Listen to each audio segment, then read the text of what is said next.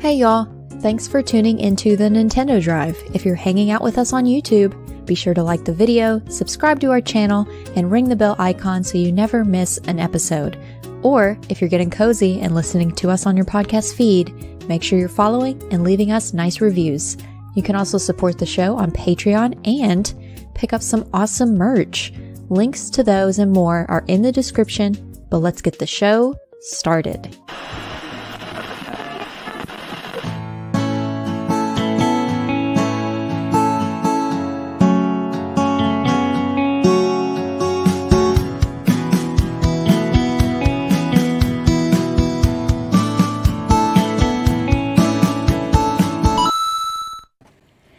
Oh, hi, everybody. Hello. Lockleth, bringing back the finger guns. Finger guns.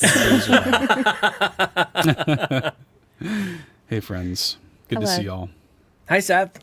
Hi, Lockleth. Sean. The Hi. Lockleth. Hi. Oh, I should probably... Lockleth. Hang on, let me update that. Oh, the Oh, yeah, Lockleth. please. Please do. Please update it. Make sure everybody sees. You might notice that we are down. We're playing Hurt this week. We are down the _miles_of_ Amanda. Amanda is on her break. If y'all have been with us for a little while, you know that Carpool Gaming values mental health, and we encourage and allow our team to take breaks, and we celebrate that. And Amanda is on a break. So I just wanted everybody to know that. We're on a break! She's just like Ross and Rachel. They're on a break. Lockleth is not impressed. She's you got over more. it. You got It's more something. space for me. That's what's Oh, happening here, God. Lockleth. Oh, I didn't even think about that. More space for Sean being Sean. That's right. That's right. So just wanted to send love to Amanda, and hope that Amanda's on having a restful break and recharging the old batteries over there as she prepares for a huge marathon and all the other crazy stuff she's got going on in her life. Love you, Amanda. Miss you, and she'll be back. She'll be back. Cool. Well, we have a couple of little matters of housekeeping. Everybody, go away. Sounds like little smooches. Yeah. Housekeeping. No, I hate it. No, Oh, goodness. Just don't enter. Do not disturb is on. Don't. Nope. Two things I want to shout out. First of all, if you are not already on the Patreon, that's patreon.com/carpoolgaming. There's a lot of exclusive content that goes up there every single week. Of course, you can get a 7-day free trial to the exclusive tier. We put up, the Nintendo Drive post show and all kinds of stuff. If you're a fan of this show, you're like, and you're not on the Patreon, you're fundamentally missing out. You're doing it wrong. On Nintendo Drive content. Oh, wait. You're doing That's it what I wrong. meant. No. Yeah. Yeah, you said it I mean, better. you're right. You You're said right. it better. But I want to point out another thing that we do there every week as a piece of exclusive content is we have a show called the Pants Patreon Podcast for Patrons Podcast, which is sort of like a weekly AMA show with a rotating cast of Carpool hosts. Lockleth, the Lockleth, was on this most recent episode that went up this week. Always a great time when Lockleth is the host of that show. It is I, the Lockleth. You're welcome. The Lockleth. You're welcome. Gracing you with her presence, the Lockleth. And Sean is up next in That's me. their rotation. So if you want to join the Patreon, get those questions in. Ask me just wanna- anything. That's right. Whatever Anything. you want. Could be Comma. anything. Yeah. Gamma. Ikba. Could be anything. Rip. Yeah. Okay. So we have that. And quick shout outs to something that I'm doing. If you're watching us live here, if you're listening on the free feeds, it's too late. You've already missed it. So sorry. Damn. Thanks for your support. Thanks for your Thanks for support, I listening. guess. But it's all the more missed reason it. you should join the Discord, because They you listen never to know. like the moment it drops on the free feeds. You're already too late. You're too late. You're already too late. But it's all the more reason that you should join the Discord, because you never know when we're going to kick up a random fun little thing. Tomorrow, this is going to be at 9 a.m. Pacific, noon Eastern. Tomorrow. Mañana. Okay. That's on Wednesday the 24th. 2024. I'm doing a little like weird listening party in the Discord, which is just something I kind of wanted to do because an anniversary of my favorite album of all time, which is Nurture by Porter Robinson, just happened. And he's also releasing a new single tomorrow. So we're just going to hang out in the showroom there in the Discord and just listen to music. And I'm going to talk to y'all about this album and how much it means to me. And we're going to listen to the new song that drops tomorrow. So if you want to just hang out and listen to some music, come hang out. You're more than welcome. I don't expect anybody will, but I'll be there. I didn't know we were doing this. I'm doing it. He just told you. This is news to me. You just learned. I'll be busy. I just learned you. I'll be working. Yeah, you'll be at work. Yeah, it's okay. If I could have done it at night, I would have, but I have Just stuff going secretly on tomorrow have night. like an AirPod in. Like Yeah, so just if you want to come hang out, come hang out. If not, it's okay. I understand. I wanted to do it. And I'll make an event page after the show tonight, and y'all can, show up if you want to show up. If not, all good. I'm going to just listen to music and hang out, I love that. Yeah. Should be good. Nice. Should be fun. Yeah. Thanks, man. Anyways. What's happening? Do you want to talk about video games? Could. Yeah. Could if you want to. Yeah, we could do it. We could talk about the video games on this here, the Nintendo Drive. Can I just say before we get into the video games? Please do. I have been listening, as I always do, to all of the Carpool Gaming podcasts, and I giggle my ass off, you guys. Everybody's having so much fun. It's been great to listen to. The RPG Cave, the PlayStation Drive, it's all been super fun. So I just wanted to say that, luckily. That's all. I just wanted to just express as a listener of the content that we make. It's nice. It's fun. I just enjoy it. So thanks to everybody for making it. Yeah, I really do like it. I always know when too. Sean's listening to the latest and greatest because he's like, blah, blah, blah part just made me laugh and cackle out loud. I'm like, Gotta let you know, I am laughing right now. I am LOLing. Lachlan, you spiraled on the show the other day. Oh, it's so good. The Pants podcast this week, it's always great when Lachlan is on the show. God, The Lachlan. I spiraled. Poor Quaggy. You did a me. Maybe that's why I liked it so much because it sounded like me, but you. Like Yeah. the way you kind of like, wait a second, what am I talking about? I'm very it's sorry me. about this. Yeah. Literally had like a moment like, is this a counseling session? Like, wait a minute, hang on. It's happening Yeah. to her. Yeah. It'd be like that. It was very good. Yeah, it was very It good. was. I had thoughts. Good. So if you're in Yes. the Patreon, for one, thank you. Thank you. For two, you're welcome. And for three, you, I you're spiraled a little bit. Thank you, and you're welcome. That's what Yeah. that's what we say. Here. All the manners. Yeah. All the things. Okay. That's all I right. wanted Well, to say. Just appreciate it. Well, Lachlan, I see here some interesting things in the notes for the games you've been playing. Tell me what's been going on. What are So you doing? I finally purchased a game called Unpacking Yes. Ooh. that I also beat in 2 days. Great game. Really great game. No map, but wasn't needed, I liked it. I You understand. can't take a shot at me while I'm pulling up the screen over here. I can't do two Listen. things at once. I can hear it, but I can't respond to it. Yep. I know. heard That's the exactly. shot. I That's know. exactly. This That's is the exactly thing why I He's did it. powerless. I know. She's like, I see him focusing over there. Let's see what yeah. happens. Oh, yeah. Take the shot. Yep. Yeah, the map thing is now a thing for me. But whatever. I'm Whatever with- you were saying. I'm with Go- Seth's side of the things of the map, but I digress.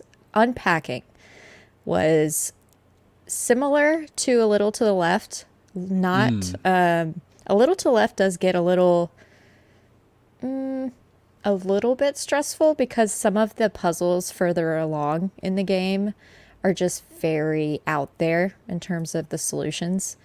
You basically just have to cheat your way through a couple of those puzzles. I actually didn't even know you could turn the TV on. Oh yeah. Or Yeah, there's a lot of snap. little interactable things like that. Yeah. There's things I'm learning in this trailer right now. But you're basically unpacking this individual's life throughout different stages. You could put PJs under the pillow. Wait a second. Who's putting the PJs under the pillow for? What are you doing that? Don't put the toaster in the bathtub. No. Okay, I'm learning Oh, some. there is a warning. It is giving you a warning. I'm Don't learning. do that. I'm learning some of the stickers that I missed. So you can blow up this. What is happening here? What is happening? you can take little pictures, and that's what the stickers do. Okay, I'm not done with this game yet, y'all. I just scratched the surface. Apparently, there's way more. If you're watching the YouTube live or the video form of this podcast, definitely do, because thine eyes are opened. Okay, thine eyes. Jesus wept. So Jesus thine wept. eyes. Thine eyes have been opened. I've been blessed. I'm learning a lot, Ryan. Yes, I really am. I'm learning. That means so it's a good much. trailer, I guess. Listen, I should have watched the trailer. That was a good 2 minutes. That was pretty good. Man, It was the best. So what I was gonna say before I was just blown away by all these stickers that I missed out on that I could have gotten, like putting a toaster in a bathtub. Like, who'da thunk? That would have been a solution. Putting PJs under a pillow. Anyways, super fun I wouldn't game. have done that. Why would you do that? Because I don't know. Like, I'm putting things where they properly go. Who Yeah. puts PJs under a pillow though? Not me. You never know when you might need an emergency pajama. Set of PJs. Yeah. Nobody just has in like case. a chair they just drape their PJs over so that the next night you just take them off the chair and then You guys put 'em don't keep just them on. under your pillow. wear it underneath your work clothes so that when you get home you take off your work clothes and you got your PJs underneath? That's No. not what I do either. Yeah. Okay. Precious Momes with Sean Capri. It's a fun game. There's more story to it than A Little to the Left as well. Like, there's really not a story there. It's just a cat just messing stuff up. But for this one, you're going through this person's life. You're unpacking their life and you're learning like how they went from school to college to having a boyfriend, it seems, possibly a fiance, to breaking up with them, moving home, and then all these... It doesn't say Wow. anything, like, but you learn this by unpacking their things and knowing kind of what is their new state of being in their new household. So you learn a lot. It's a great I game. want to say I didn't know that about this game, but Lord knows there's probably footage of someone explaining unpacking to me in the past where they said exactly that. But this seems like new information to me, and it's kind of nice. Like, I just thought you were just taking stuff out of stuff and put things on a shelf, and like that's okay. But like the kind of like a Gone Home kind of story to be discovered. It's very like you kind of get the subtleties. You learn that yourself. You're like, oh my God, like this stuffed pig has been with her the entire time, and it's like precious that she's kept it throughout all these years, all these trips of unpacking. And it's like, oh my God, here's the pig. And like sometimes her boxes are kind of, some of the things that go to her bedroom or in her bathroom because, she's in college and she's just packing things as they go. And it's just, it's interesting how people grow, and there's more to it. I like it. But like it. I'm like it. gonna keep playing it because there are some stickers, like apparently a toaster in the tub is something I did not know you could do, or turn the TV on. Don't do that. I didn't even click on the TV. I gotta go back in and turn the TV on. I know. There could be a sticker I could have gotten. It's a great game. I can play it on I'm Xbox. glad you played it. Well, Yeah. that's a very human experience, isn't it? Like, everybody is like packed and unpacked their life, right? Like, where you have these like things that are just touchstones of your life that have just kind of come with you. I think it's a very human experience that unpacking taps into. And yeah, even though it never says like a word, it doesn't say like, hey, this person went to college. Like, you're inferring all of these things because you're relating to them with your own human experience. And it's a pretty beautiful game. And it's cool because it tells some of those little stories, those little inferences through gameplay. Because like what's almost as powerful as like what you can pack is like what you can't. There are certain things that you cannot unpack properly. And that hits too, So yeah, it's a great game. I'm glad you played it. And it was interesting, like when she lived in college, like all of her roommates' stuff are in the house already, and so you're unpacking her stuff later. You can't move any of her roommates' stuff, so you have to like pack and unpack around her.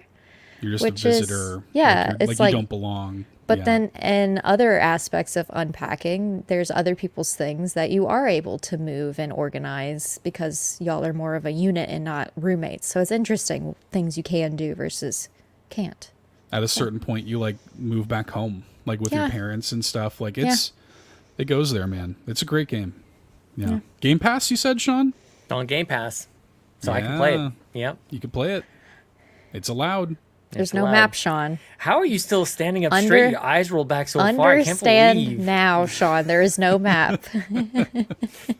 You look like you got Roll like over. birds flying around your head, just like. Tweet, tweet, tweet, tweet, tweet, She's gonna tweet. roll back into her pile of squishmallows. Have you ever seen that vine of like the baby rolling and it's like Wii bowling? Have you ever seen that?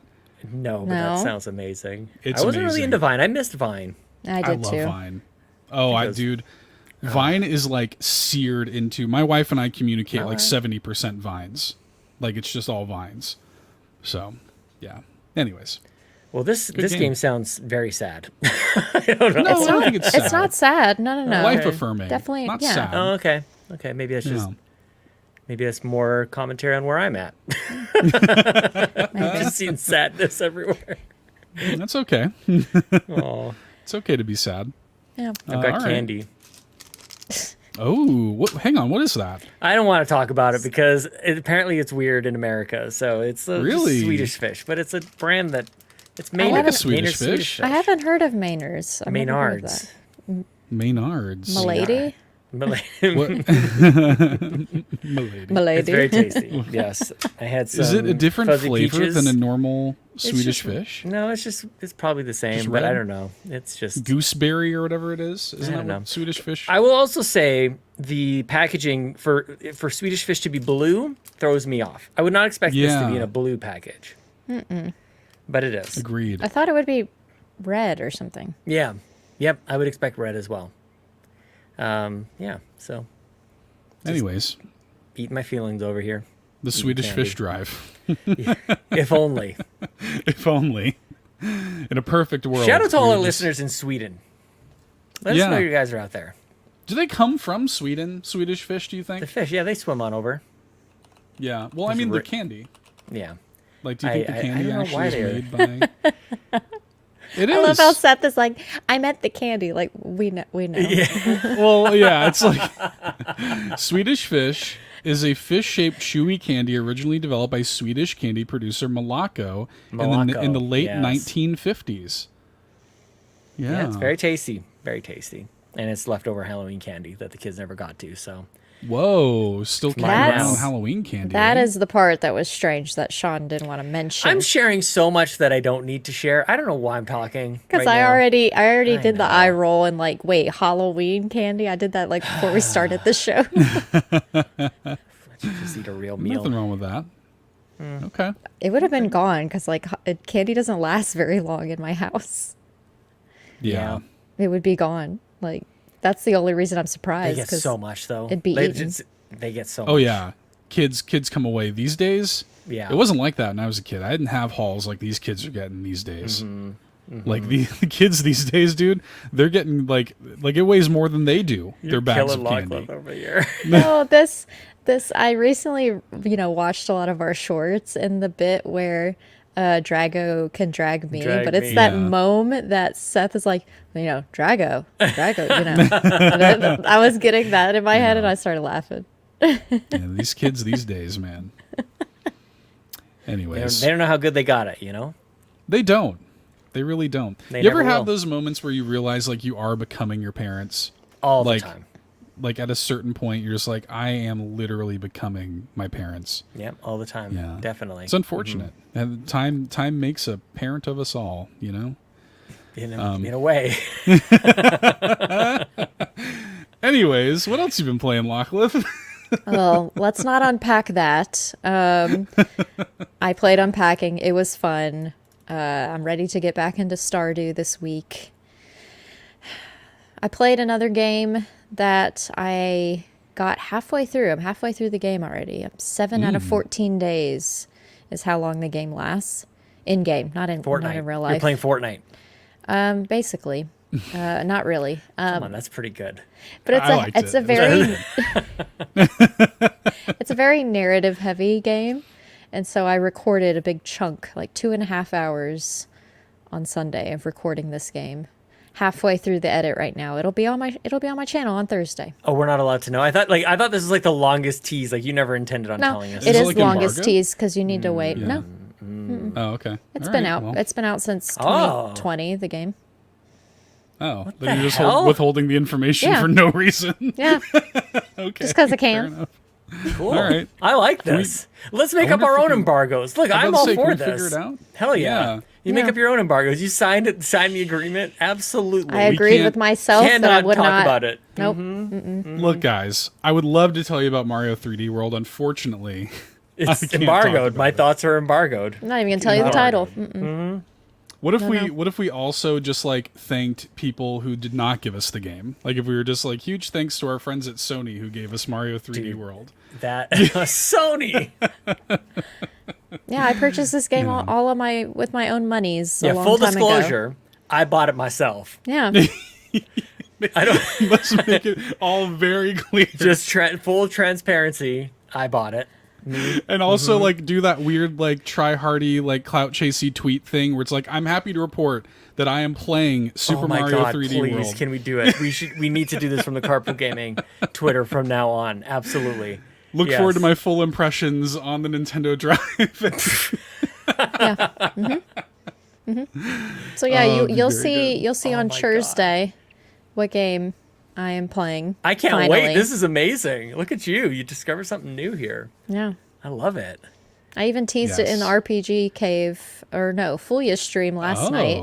Because Roy was in there. I was like, Roy, you're going to love this game that I'm playing. He's like, what game? I'm like, not telling you. What game? What game? We were shouting. Yeah. I was like, can't tell you. Man. Self-imposed embargo. Self-imposed embargoes. Yep. It's a thing. It's Notate it, pin it. Like it's a thing. We are doing self-imposed embargoes. Yep. Oh my God. Very good. You'll see it when you see it. No, okay, we are all doing this from now on. Please. This is amazing. Oh my God, I'm dead. Goodness. Sean, what have you been playing, my friend? I want to do it so badly right now. I just want to tell you guys that I can't talk about it. Started playing a game. I want to take a screenshot of the home, the title start screen menu, and just go. I can't wait to tell you about my time with Spiritfarer that I started up. Very, very briefly. I actually had an old save that I deleted, which is a thing that I tend to do. But this is a game that's on the list, and I think I'm going to be playing it for the next little while. Maybe more of a post-show conversation, but a couple of weeks ago, we lost Gabe Patillo, co-host from the Married to the Games podcast, and today was the celebration of life. So if I'm a little more puffy and red than normal, it's because I tried to escape my work after bawling my eyes out with the stream that they had, which was lovely. But I've been trying to think of, like, as far as like gaming goes, how to process it a little bit more, because I've honestly just been like in denial about it. Like I actually can't I can't even believe it.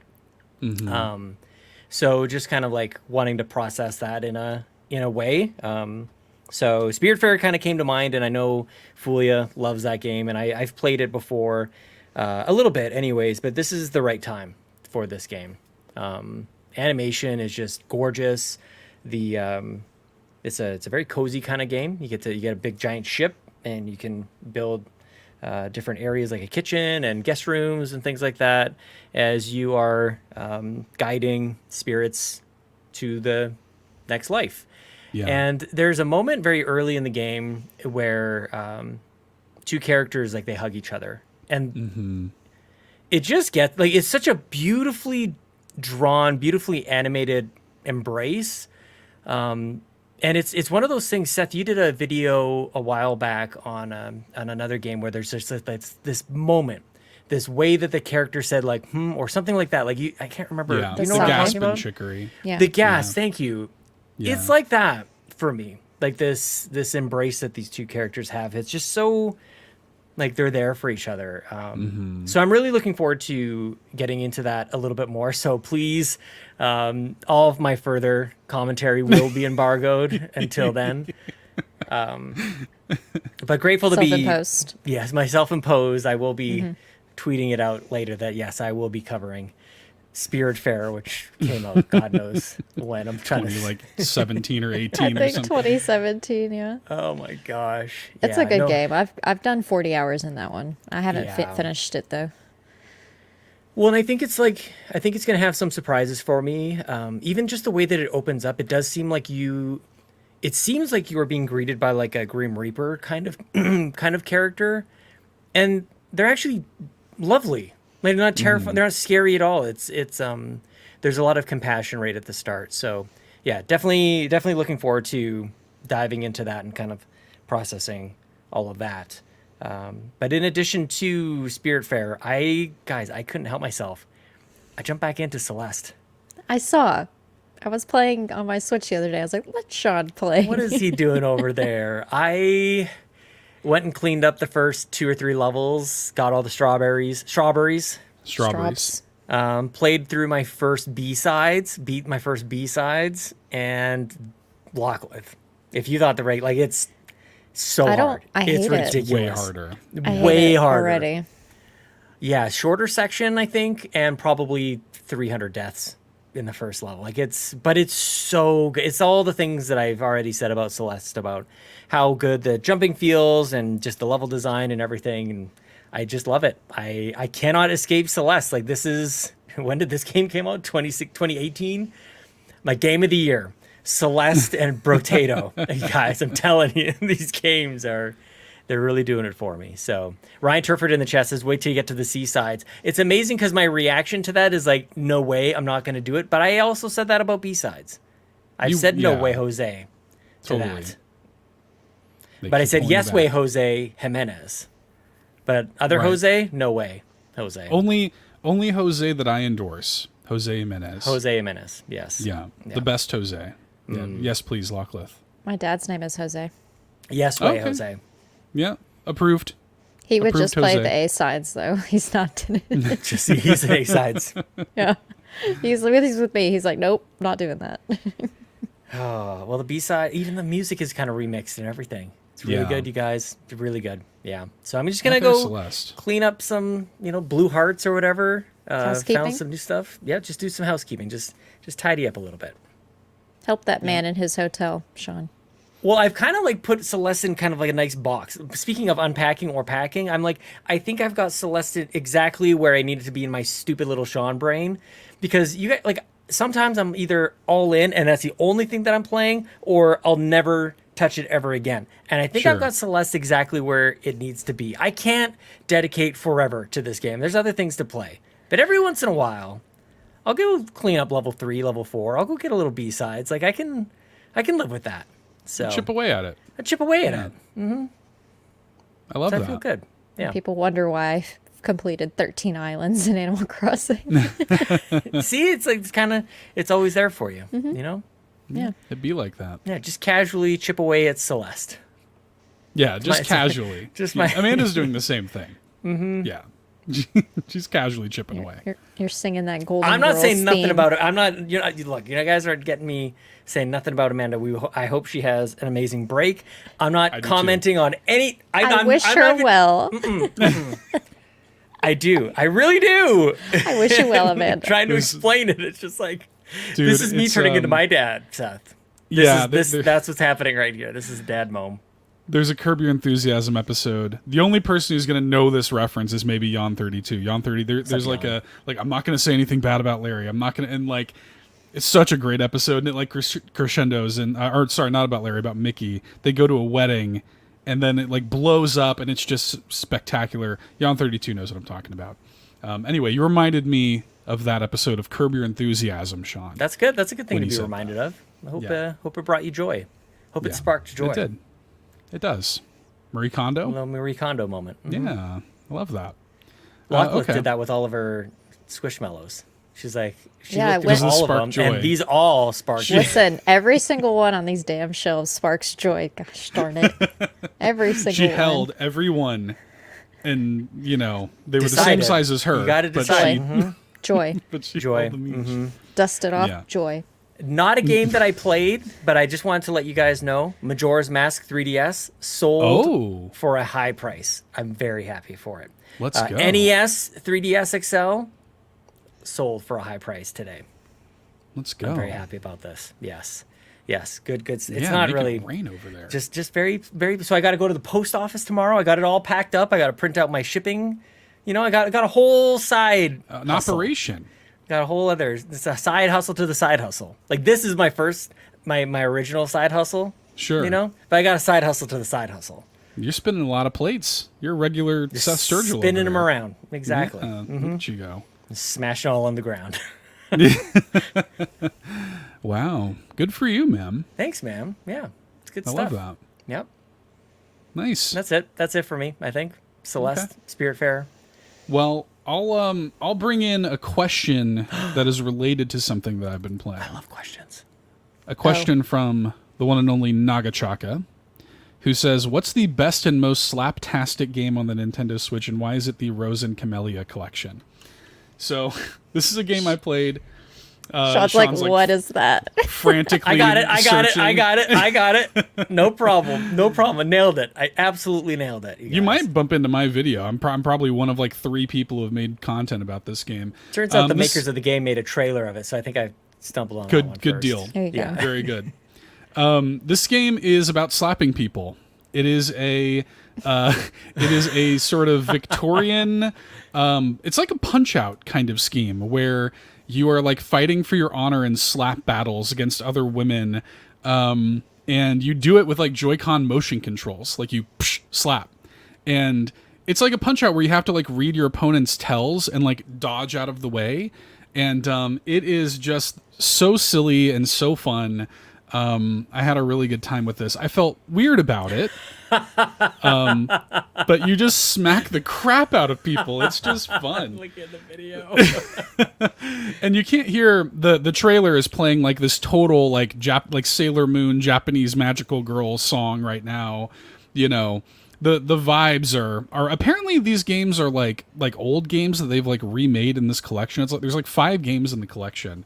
And anyways, it's very fun and good. I made a fun video on the All In channel about it. And had a lot of fun playing that. Yeah, I felt weird about it, Star Athena, because it is a little bit strange. At a certain point, I had to be like, hey, so I don't endorse slapping women. Like, just straight up. In case it needed to be said. Just in case anybody needed to find out. Yeah, that's not what I'm about. But it is fun. So, anyways. Good. Oh, yeah, there I am. There you are. Look at that guy. You. Look at You found me. So this is... I'm trying to remember her name, but there's a voice actor I follow that did one of the voices in this game, I think. Oh, nice. Yeah. There's a lot of the usual stuff. So this game's made by WayForward, so a lot of the voice actors that typically work for WayForward, people like Christina V, I think, does a voice in this game. I think she might be the lead in this game. So, but look, like, see, I'm like moving it back, and you're kind of like dodging out of the way, and it's like a Punch-Out kind of thing. And then you slap and you get slapped, and you're doing it all with the Joy-Con. Yeah. In case anybody needed proof that Seth absolutely is not a slapper, like this is not coming naturally to you, Seth. No. I don't think I've ever slapped anybody. Yes. I don't think I've ever slapped anybody ever in my life. I've punched. I've been slapped before. I have too. Oh no. I've been slapped. And I have punched, but I don't think I've ever slapped ever in my life. So, but yeah, you have to read the tells. Like if you notice that lady right there, like she held up 2 fingers, and that was the tell that she was going to hit me twice. You know, so I had to like dodge out of the way twice, instead. And yeah. So, anyways, yeah, that's a rock, fun paper, scissors silly game out there. This is fascinating, Seth. You always have these finds. Yeah, weird little games like that. Yeah. So yeah. Kind of fun. I played that. So to answer Nagachaka's question, I mean, yes, there isn't another game like that. So I think it is probably the most slaptastic game.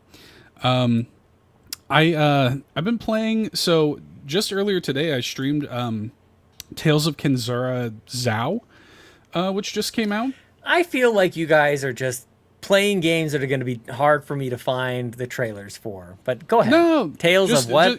If you're still on the All In channel, just pull that. I streamed it earlier today. Okay. Okay. Tales of Got Kenzura Zao. Nailed it. Yeah. Nice. Good job. This is a sort of like Prince of Persia-esque. Mm-hmm. It's like if you think of Prince of Persia: The Lost Crown, it's a Metroidvania. Kind of has that same visual style. Yes. It's made by an independent studio. I think it's like $20 or something like that. Just came out today. It's published under the EA Originals banner. Oh yeah. So very cool. If you remember at the Game Awards last year, there was the actor who went up on stage with like his family's sort of like, his family's like, I don't know if it's like a cloak or something, but it represents like the crest of his family and stuff. And he talked about how he had like recently lost his father, and this game was kind of his way of like processing that loss. And what's interesting is, like, it's a fine Metroidvania. Like, it's good. Like, it controls well, feels good. It's like that, again, if you played Prince of Persia: The Lost Crown, if you played Metroid Dread, you kind of know what you're getting here. But what I'm really impressed by is the story. Like, it is that kind of take on, like, really taking a look at loss and grief in a way that I don't know that I've seen a game of this type do before. Like, it's really interesting. This character is sort of a stand-in for the guy who made the game, because this character also lost his father before the game starts. And so he's dealing with the loss of his father and the way that the world around him is sort of dealing with that loss too. His mission, he wants to bring him back ultimately.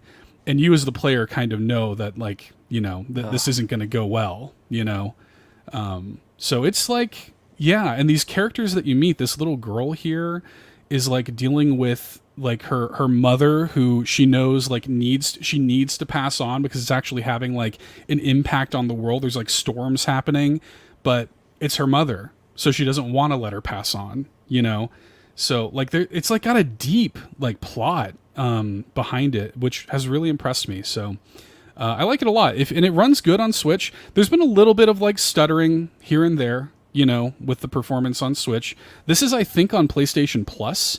So if you can play it on PlayStation or Xbox, you're probably going to have a better time performance-wise there. But it's totally fine. Like, I'm playing it on Switch, and I'm having no issue with it or anything like that. But yeah, it's good. I like it a lot. I will say, Sean, let me tell you this, Sean. Oh, tell me. This is what really impressed me about this game. This is the first game. We talked about this recently on the show, I feel like. Active reload from Gears of War. Oh, yeah, Gears, yeah. Why has nobody stolen active reload? Well, this game does. This game has active reload. I love it. You can get an ability in this game where your like kind of ranged attack gets an active reload. And it does the exact same thing. It reloads instantly, gives you more power and stuff. It's great. So, yeah, shouts to that. So, yeah. Tales of Kenzera. Tales of Kenzera Zao. Zao. Not the Rock's energy drink. No. Different Zao. Not at all. Very different. It's good. Not it's sure really it was good. called I like it a lot. If y'all have been interested in it, give it a look. I think it's like $20. Well worth it, in my opinion. Yeah. Good game. I like it. Good one. Good game. I might try it on PlayStation. I think we've got that. Yeah, what do you have to Whatever lose? it's called. Thing. Yeah. That thing that lets you play That thing. the You plus. play games almost free, but you're not because you're paying for it. Yeah, that thing. Of course, yes. Yeah. PlayStation Plus. It's it's really good. And I know that people have been kind of there's been people who have been looking forward to it and stuff, and I've been looking forward to it also. It's interesting to have like in this kind of like post Metroid Dread world, we have stuff like Prince of Persia: The Lost Crown. We have stuff like this that are kind of saying like, hey, we can make Metroidvanias too.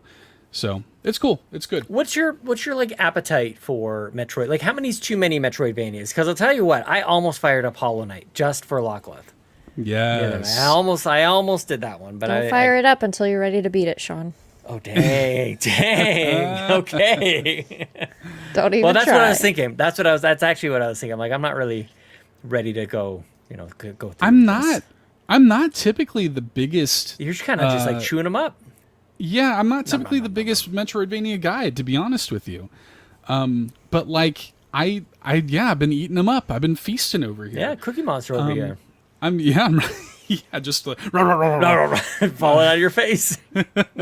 It's been cool. It's nice to have like good high quality Metroidvanias that are not just like, even in the indie space, we do have a lot of Metroidvanias, but I mean, it's been a long time since we've seen like a Guacamelee or even a Hollow Knight, Ooh, Guacamele's so good. Yes, people should play Guacamelee. Holy cow. Yeah. So, there's been some good stuff this year in the Metroidvania space. Yeah. I like Good it. stuff. I like it too. Yeah, I like Thanks, it. Seth. Thank you. Nice. Thank you. Thank you. I think that might be. I mean, I played That's a bunch the end of the of the show. demos. Yeah, that's the end of the show. Let's go home. I played at the Indie World, which we live reacted to on our Twitch channel, twitch.tv/carpoolgaming live. That was a lot of fun. There were a few demos that Shadow dropped, and I played a bunch of those. Those were good. I enjoyed those. Anton Blast got a demo. It's cool to finally play that on the Switch. I downloaded it because of you, and then I Yeah. didn't play it. But I was thinking about you. Aw, yeah. that's very sweet. Yeah. Europa, Cat Quest. Also Oh, I got did play little demos. Europa. I did play a little of that. Did you Very like sweet it? game. How'd you feel about it? I thought it was who was it? Was it Cheesy who mentioned that he wasn't totally stoked about it? He played the demo. Maybe. Yeah. Am I So- gonna fight with Cheesy now? Maybe. Oh, man. I look. Lord knows my memory. Talk about slapping. Okay. Just kidding. Wow. Maybe it was me. I don't know. Very sweet game. I need to play a little bit more of it, but I just wanted to like kind of see the art style, and it's beautiful. Yeah. You know, you just kind of explore, and very light puzzling from what I can see so far. But yeah, just nice. Very. Yeah. Oh, the one thing I wanted to ask about, if anybody else had played it, I felt like there was this huge input lag, as I'm remembering while talking to you guys about it right now. I remember that like I hit jump, and then like a second later. It's weird. Yeah. Yeah, and I'm not There's, sure like, it's a just real like the control weight. style. Yeah, Yeah. yeah, okay. Then it wasn't just Well, me or and my it's TV. because too, like they want you to like charge the jump, Yes. right? Mhm. Like they Yes. want you to like charge it up. So I think that they almost expect you to like charge every jump you're gonna jump or something. Right, yeah. It's So, not like, quite so, yeah. It's not Celeste. snappy. No, it's not snappy like Celeste because they have to account for the fact that you might charge. Like if you're doing a charge jump, it can't be like a boom, you're jumping, you're in Right. the air, right? So I think that's why. I don't know, but yeah, to me, I wanted the demo to give me a little bit more. Like I wanted the demo to give me a little bit more of a flavor of like what it was going to be. Because like if the whole game, I don't know that I want like 10 to 15 hours of just that, you know? Yeah, yeah. So I don't know. We'll see. Yeah, I kind I of reserve wanted. judgment. It might not have been the right time. I wasn't really. I shouldn't have started at Lockless because I wasn't going to go through. it. I Lockless, wasn't even like, like I don't wanna hear even any a of demo. this. I'm like I'm not. I I'm played not the gonna see the end of demo. this. I played You the did? demo last year. Oh, maybe it was you. And then I played the demo again on Switch since it was on Switch just to see how Mm-hmm. it would run. I've been looking forward to this game since last year, so I'm excited. Oh. It runs totally fine, actually. Yeah, it I was totally a little worried does. about that. It Well, runs that's fine. the jump. I'm glad you did the jump explanation because I thought it was like a delay with the system. But yeah, that's totally it. Is Yeah. it thinks you're gonna. Seth, so I still have your video from before running, and as you take a sip live with us here, the video on this other side of my screen, you're taking a sip of a drink at the Let's go. exact same moment. That was incredible for me and no one else. That was for was you. a personal. That was a Just wanted to bring you guys in. Sean Capri experience. Yeah. Yeah. Lockless Nice. hates it here. No, every week I see more and more into something pops into Sean's brain. Sean West. I must tell you, Narrate. we're on a podcast. Lockless, like, I'm happy to announce that I am now taking my break as well. I'm joining Amanda. Sean and Seth show. Yes. Oh, Did, gosh. do did it. y'all? The world's not Did ready either again. did either of you guys play the Cat Quest 3 demo? I did not. It's fun. It's really fun. It's just like a cute, fun, well-made, polished little thing. I really enjoyed it. That's And I've nice. not played any of these Cat Quest games, but I was like, man, Cat Quest pretty good. I like it. Got Yeah. a cat quest going on in my house. What do you know? That's Cat true. quest game. Got all these animals. Got chickens outside my basement window up here that I'll narrate to Lockless. Just let her know. Yeah. These chickens Oh. right up here. You bought a zoo, you might say. I think so. Yeah. Got some ducks hatching this weekend. It's craziness. Oh man. More ducks. Ducklings even. Anyways, do we want to answer some questions? I would from the love community? to. Okay. Yes. Well, Please. first question I'll bring in here from longtime listener, first time question asker, apparently the Miles _of_ Amanda, who says, "Hi, longtime listener, first time question asker," which I don't think is true. I think she's asked a question before, Definitely.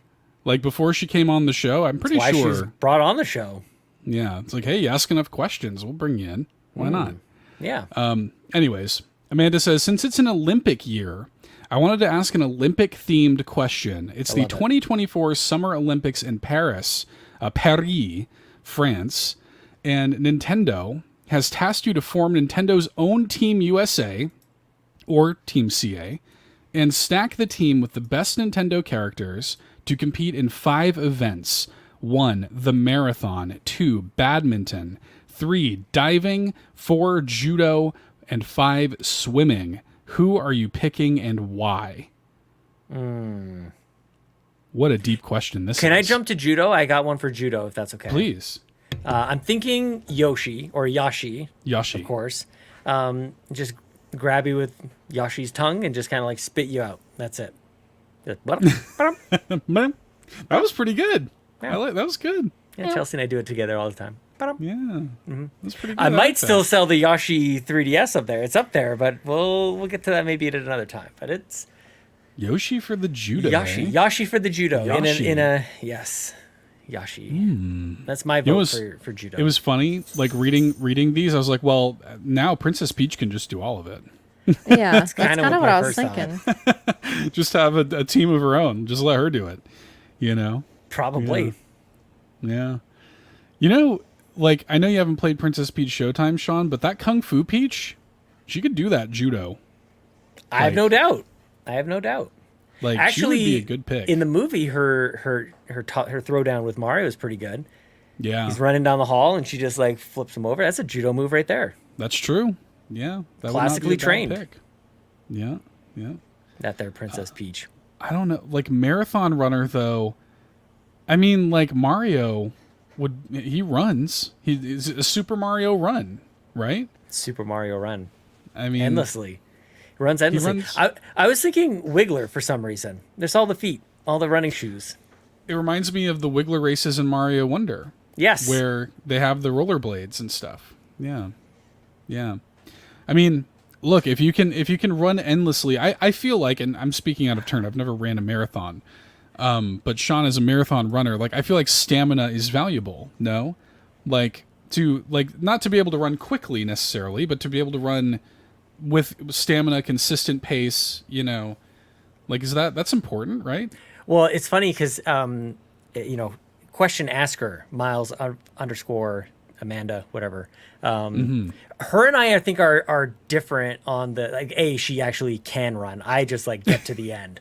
But like she's she's athletic, and I'm just like stubbornly getting to the end. So depending on like what style of marathon runner you want, you could kind of go either way. You could have like athletic, Princess Peach going to get to the end of this thing, or I don't know, like a Wario, just whatever. I'll just stubbornly get to the end because I'm. As long as we make it. Yeah. Anybody can do it. You just keep going. Just keep going at it. Yeah. Yeah, I don't know. Yon32 makes a good point. Marathon would be the mailman guy from Zelda. So the good. postman. That is such a good answer. He just runs around constantly with the mail.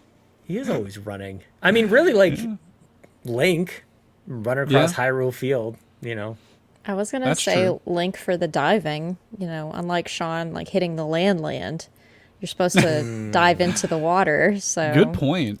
Yeah. Yeah, Link for the dive that's a good call. Yeah. That's a good call because Does he Swan can dive also, and Skyward Sword.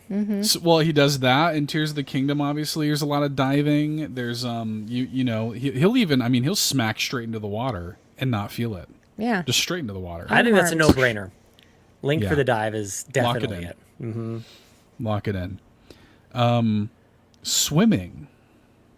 A Nintendo character for swimming. For Kirby. some reason, Kirby. Why not? Yeah. Yeah. There's I water went to- worlds. Oh, there are. Yeah, that's for sure. I went to Pascal from Animal Crossing instantly. Oh, well, when I there you thought go. of Yeah. swimming. Yeah. Yeah. That was my But first thought. he's more like just chill though. A floater. Yeah. Yeah. Like Kirby's got places to be. They've got that entire breath they've taken in. That's true. The breath is an important part. Yeah. Yeah, because he can just hold his breath. Yeah. Yeah. Sean Kirby knows. can? Yeah. Yeah, you can just Oh, yeah, I suck love in Kirby. that breath and hold it. Yeah. He can hold an entire drink machine in his That'll mouth. make him Sean. float, though. It's not swimming. He's just going to float on the water? Floating with style. You know, I guess so. Okay. Yeah, sounds good to me. It's hard because I feel like Mario. Why not Mario? You know, yeah. Mario can't be Beyond 30 everything. he cannot Beyond be 32 everything. says, "Is Frog Suit Mario cheating?" That's kind of yeah, it is. Yeah, it probably is. Yeah, I don't think they would allow Mario to wear the frog suit at the Olympics. So, yeah, that's probably true. Finding something to sell there, Sean. No, I'm looking for like what amiibo do I got that can swim? We got around here. Swimming Nintendo characters. Yeah. Yeah. Yeah. I'm good with Kirby for that. Just Okay. for the breath. Never a breath meter in Kirby, right? Mm-mm. Like when you Not go like underwater, Sonic. it's yeah. No. Yeah, it's not like Sonic, right? Where he's like slowly dying underwater. Yeah. Playing that music. Yeah, Oh man. Okay. So we all So heard it then- in our head just for a second. yes. Yeah, just things you can hear. Dun, dun, dun, dun, dun, dun, dun. Badminton. Like, what qualifies you for being better than others at badminton? I'm thinking of like somebody with arms, like from Arms, to where they can. Oh, like, that's a good one. Yes. you know, from across the field. What? You're That's She's a like laughing great at answer. somebody with arms. Yeah, Somebody I'm with laughing at arms. somebody with arms. I was like, so everyone? So everyone. Yeah, I Drago? mean the stretchy arm. Drago could do all of these things. Let's be real. Have you seen the man? Have you seen him? He could do all these things. I actually had never seen the man. When we had that clip, no idea what he looked like. In drag. Oh, Lockliff. You should Oh just yeah, give you him a have no quick idea. goog. Give him a goog. Yeah, you Oh, were I know right. now. Yeah. I looked after Oh, the okay. fact. But during that mome that made everyone laugh, I had no idea. Wow. Just say Rybo things. in the chat says Waluigi for badminton. Makes sense. Yep. Waluigi He's got arms. debuted He's in got Mario arms. Tennis, right? Didn't Yeah. Yeah, because of his arms. he? Yeah. Yeah, he does have those Not Mario arms. Party, it was tennis? Maybe it was Mario Party. I mean, it's impossible to know. There's no way to find out in this moment. First appearance. We don't have a limitless, World Wide Web. Yeah, Mario Tennis. Yeah, was you where he nailed it. debuted. Yeah. Yeah, thought I so. love this. Very good. Okay. I feel like we've given some good options to lay out these teams. I want to do over next week. I want to do it again. Okay. Let's do it again. Okay, sounds good. Repeat. So you notice this. Repeat. Let's just treat it like we're not doing it again for a second time. Just read it again. Great question. Good You'll question. all forget. Good question, Amanda. Thank you. Okay.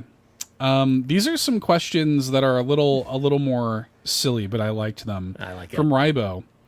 If Sean lets his Diet Coke go flat and then pours in fresh fizzy Diet Coke, is the original Diet Coke made fizzy again, or is the fresh Diet Coke made flat? This is a paradoxical question. I love it. I love it. From This Rybo. is a Sean question if I ever heard of one. Mm-hmm. To me, the answer is clear. The Okay. flat pop is made fizzy again. Is my answer. I Right. feel like I'll be hard pressed. It's rejuvenated. It's resurrected to its fizziness. At least Have to you a ever certain done degree. this? I can't say that I have.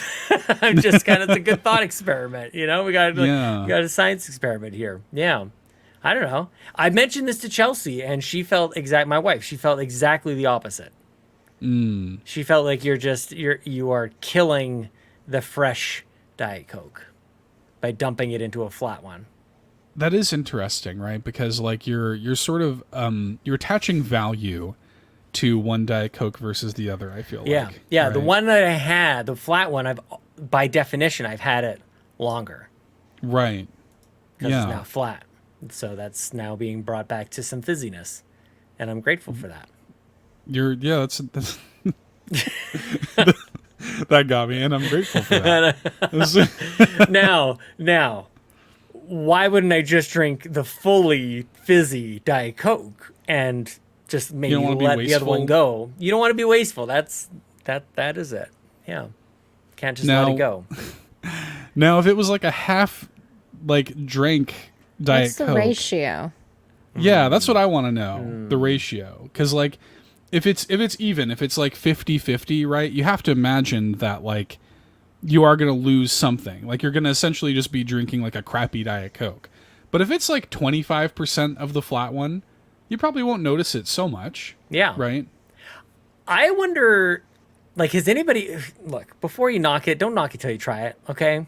Right. Like, what if there's something to this? I bet nobody's ever done this before. If you do it, and then, like, what if it returns it back to its original fizziness? What if there's some sort of, like, magical property in there? It's just like, oh, you just need to, like kickstart it again. Kind of like a, like the electrical paddles on your chest. It's just like, pff, back into rhythm. Yep. Lachlan, I'm dying to know what you're thinking about this. I don't think we would be She wants Amanda surprised back. that I'm with Chelsea. This is just, listen, if we're gonna relate these to people, I want to say I'm the flat Diet Coke in this scenario. The amount of times that Sean has tried to inject me with his fizziness, I'm just like, come on, no. No. So like, if we take it to that level, then like, too listen. much. That's too much. That tracks. Yep. That's actually a very good Damn. allegory. Yeah. Listen, That's so good. Wow. hey, cutting through this wall, mister.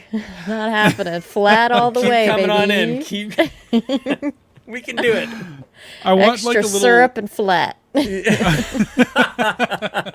I want a little like animated short of just like two like Diet Cokes voiced by you two. Like Oh, I love it. Sean trying to make you fizzy. Yeah. Well, what would just make it like, even worse would no. be Lachlan is Coke Zero, and I'm a fizzy Diet Coke. Oh yeah.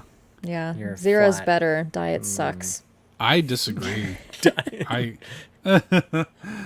Water especially- sucks. Gatorade's Not the better. new the new formula for Coke Zero ain't it. The old formula was good, but now it's busted. I'm with you. Yeah. So, yeah. Yep. I thought the original was mislabeled. I was like, this can't be real. Yeah. I can't Play, believe is that it's not you? Coke. It's real. Is that you playing? Is that you play? Oh goodness gracious! Good question. Okay, well, Good question. Good question. Good Rhino. question. Right, Lachlan? Great Oh, I question. love it here. Well, in that same vein, Jardin came in with a question saying the FDA states that it is perfectly safe for the average person to consume up to 23 servings of Splenda per day. Does that seem a little excessive? Hashtag decaf to Splenda. Sean, you probably bumped up against this limit once or twice, I imagine. 23 is pretty. That's a lot. That's a lot. But that's the origins behind the 23andMe. Oh, the yeah, I think that's right. Splenda Max. Yeah. Yeah, This seems that's a lot. That's a lot of Splenda. that's a lot of Splenda. Yeah. Like, how are you even doing that? Exactly. One. Yeah. Two. Shut up. Very simply, you just go until you're at 23 and then you stop. No more. No less. A 1, a 2, A 2. a 3. How many Splenda does it take to go into cardiac arrest? Oh, no.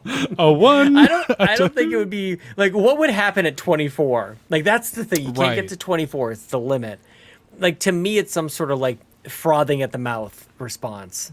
Like, I don't think it's a Yeah. cardiac arrest. I think it's just like your Rabies. your stomach acid turns into like liquid like laundry detergent, and you just start Yeah. soaping up And then through the tube. once you make out it to your mouth. 24, then the mystery is solved. Gotta solve Find it out. in 24 The world hours. may never know. Well, extra life goals. Yeah, we'll put ourselves in danger for the kids, Find out. you know. No.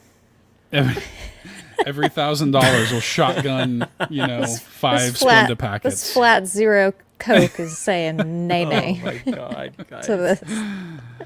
I'll shotgun a Red Bull, but I'm not going to do that. Sorry. You knock yourself out. You knock yourself Oh, I'll out. absolutely do. Okay, we can do that. You I do would the do it again. 23andMe and I do the Red Bull? No, we'll shotgun. We'll do a Red Bull chug. Okay. I'll do another. I'll do it for the kids. I hated it, but I would do it. I loved it. Yeah. I'd do it for free. I'd be in my element. And call it Wednesday. I'm gonna do it right now. I'll be right Could you back. imagine? Let me go grab it. Oh man. Okay. The next question comes to us from Quaggy.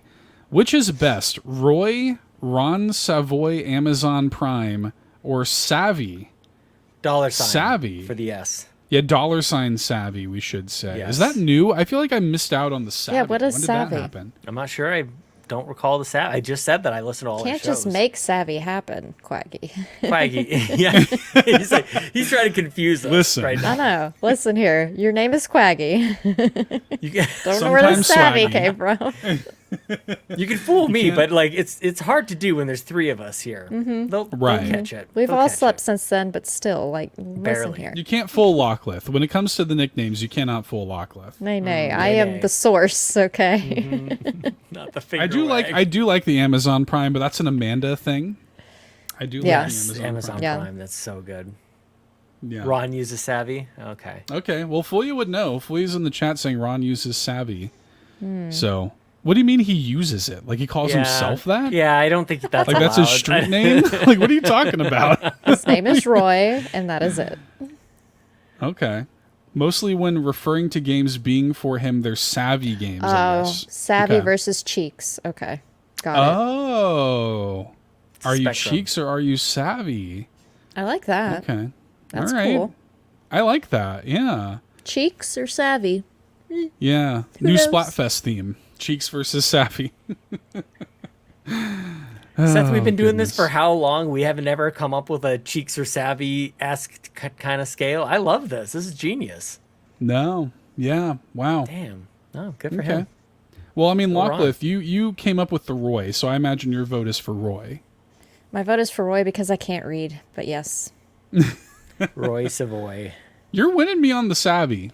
I think I might be leaning savvy. Now that I know the context, I'm here for the savvy. I actually like the savvy. Sean, I'm you're the going Amazon tiebreaker. Prime. No, I'm going Amazon. It's Amazon not Prime. tiebreaker. I'm absolutely Amazon Prime. That's a good one. That's a great one. Also on the Xbox Drive, we're playing with some names over there as well. One of the Oh. co-hosts, you guys know, Mitch Power. That's his real name. Mitch Power Your Dreams. That's the marketing for Xbox, which is great. So that's been super fun to do over there. I love that. Yeah. Very good. Okay. There's been more, but we'll get onto it in the Xbox Drive. And No, I love how you're like, so that's been fun to do so that's over been there. fun to do. Because I forgot what the next part was. So it's just like, so that's it. That's the end. Pulled a Michael Scott, didn't know where that sentence was leading, but we all got there in the end. Like, what the hell was it? It was really good. The Don Rob comes in and Thank asks, God. Do you put any weight on Metacritic or OpenCritic scores when considering playing a game? I used to just buy what I thought I would like, which ended up with quite a few duds or quick uninstalls. If a game is a maybe for me, I will usually say, quote, if it scores 80 or above, I'll take the plunge, quote. That's a direct quote from the Don Rob. Take the plunge. Do y'all do anything like that? Do y'all look at Metacritic scores or OpenCritic scores when determining what to play? Never. Ever? Never. I never once am like, I wonder what the score could be. No, not me. Not for me. I'll watch reviews or I'll watch the trailers. If I'm really interested in it and it's not on sale, then I will think about it for a bit, wait till it goes on sale, or like watch a little bit of a deeper dive of a review. And usually I think maybe there's been less than 5 games that I've purchased in my Nintendo career that I have regret buying. So I think doing okay. Good track record. Yeah. What about you, Sean? You put stock into reviews? I don't know if I have like a straight answer for this. Like I'm not none of the time. I'm not all of the time. You know, like I'm sure there are times where I looked and I'm swayed by it. How can You're you not always be? swayed by everything, Sean. You're like, you're winning me on this game. Like every Well, time sometimes I buy before that's a thing. Like sometimes that's Sure. a thing. I don't know. Like I'm you know me, I'm all over the place. But you're I know. right. I do get swayed, but like I don't think that there's like every time I look at Metacritic or none of the times I look at Metacritic, like I could see why you would. Like makes sense, you know. But sometimes excitement gets the best of me. regardless and kind of don't want to know what reviews are saying. Like, I just want to play whatever. Like, Prince of Persia was a good example because we got to just play it before. Luckily, we got to play it as part of the review process. So there's also kind of like that perspective that we're lucky enough to have that kind of plays into this as well. So I don't know. I do know it can kind of like amplify one way or another. It just gives a reference point. So sometimes like a game will be kind of underappreciated. I'll be like, what the heck is wrong with people? Like, why are they knocking this game that I'm really liking? So in that case, sometimes a low score on Metacritic will like pique my curiosity, and I'll go like, what's going on with this? I tried this South Park Snow Day game, you know, because everybody's just not liking it very much. So I don't know. That's not really like a straight answer. I don't like. I'm not all the time. I'm not none of the time. So it's to me, it's kind of just interesting to talk about where these games land more than a purchase decision, I guess. Yeah, I'm with you. I've gotten to this place with just like the way I consume games or whatever, and maybe even to some degree the way I talk about games, where like I don't know how interested I am in talking about things objectively. You know, like I don't know how there's merit to it when you're like trying to review something or whatever, but like I want to talk about how the stuff makes me feel. I want to talk about, you know, I want to get into the weeds of like the art of it. You know, I want to talk about what the developers were trying to say to me with the game. You know, like I do look at games that way, and I feel like there's some reviewers that don't, and that's fine because, you know, this is art, and so everybody approaches this stuff differently. But I mean, some of my favorite games are scored like 6s and 7s or whatever, you know? Yeah. Well, one of the ways that this kind of shows up in more of like a day-to-day kind of thing is in our Discord. We've got actually 3 separate fantasy critic leagues. And so, and thanks to Rybo, we've got, as the scores are popping up, like they populate in the Discord. And so there was a game that just got scored that actually surprised me for whatever reason. It's the new Ayuden Chronicle 100 Hero game popped up, and it was in this, it's like mid to high 70s, you know, and I was still, I caught myself reacting to it. And I thought that was like, and I don't even know why. Like, I was just like, oh, 76. And it struck me in a way. And I don't know exactly what to make of it other than just I noticed that I had kind of like responded to the score. So that's why it's funny that this question came up today, because this was, I think, just first thing this morning when this happened. And I was like, why did I notice that? Why did that kind of like catch me off guard? I thought that was strange. So yeah, I think there's a lot of, you know, that's just kind of like my journey with it, I guess. Not sure. That's interesting. Yeah. And at the same time though, like you brought up Prince of Persia, that was an interesting period for me in the review process of like, yeah, I could talk to like you and Ryan about it, but like I wasn't talking to anybody else who's playing the game. I'm like, I really like this, and I feel like I didn't know how the rest of the world was gonna feel about that game before I put my review out, and I was like, I'm prepared to say some pretty big things about this game, and like I feel pretty strongly that this game is very good, and luckily the rest of the world kind of agreed, and it, you know, tracked well and stuff. But I was like, man, I wonder if I'm gonna be like the squeaky wheel, you know, here, because I am so often of the time. So yeah, it's really interesting. Reviews are interesting and weird. And do they influence my purchasing decisions? Not really, but I'm also kind of in Lockless camp where it's so rare that I buy a game without doing some level of like research or knowing that it's going to hit for me or not. You know, like it's very, very rare.